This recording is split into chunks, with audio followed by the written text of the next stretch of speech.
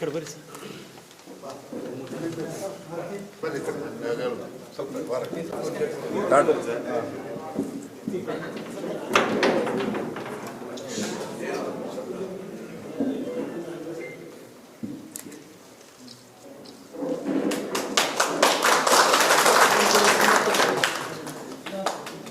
ST ಮಾಡ್ತಿದ್ದಕ್ಕೆ 3-4 seat MP seat ಬಂದು, ಅದಕ್ಕೋಸ್ಕರ ನಾವು ನಿಮಗೆ ಚಿರಋಣಿಯಾಗಿರ್ತೀವಿ. ದಯವಿಟ್ಟು ಇದು ಬಹಳ ವರ್ಷಗಳಿಂದ ನನಗೊದಗಿ ಬಿದ್ದಿರ್ತಕ್ಕಂಥದ್ದನ್ನ ನೀವು ದಯವಿಟ್ಟು ಪೂರೈಸಬೇಕು ನಮ್ಗೆ ಮಾಡಿದ್ದು.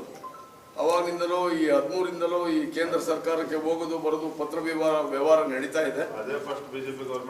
ಖಂಡಿತ ನಾನು ಹೇಳಿದ್ದೆ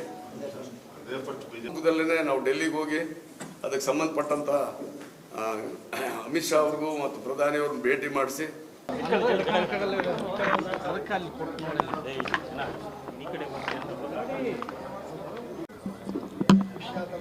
ಪರಮ ಪೂಜ್ಯ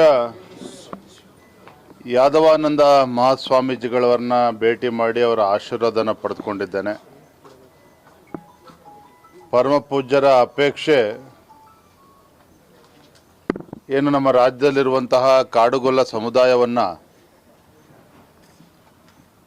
ಎಸ್ಟಿಗೆ ಸೇರಿಸಬೇಕು ಅಂತೇಳಿ ಹಲವು ದಶಕಗಳ ಒಂದು ಹೋರಾಟ. ಆ ಸಮಾಜಕ್ಕೆ, ಆ ಸಮುದಾಯಕ್ಕೆ ನ್ಯಾಯ ಸಿಗಬೇಕು.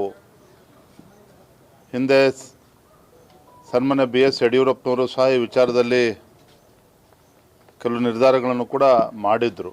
ಹಾಗಾಗಿ ಇದನ್ನು ತಾರ್ಕಿಕ ಅಂತ್ಯಕ್ಕೆ ತೆಗೆದುಕೊಂಡು ಹೋಗಬೇಕು.